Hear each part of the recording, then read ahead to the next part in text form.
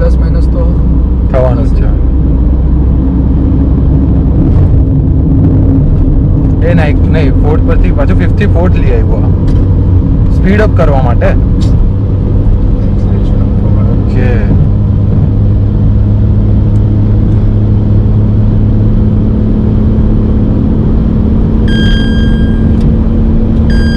Switch કર નથી કરતો ભાઈ.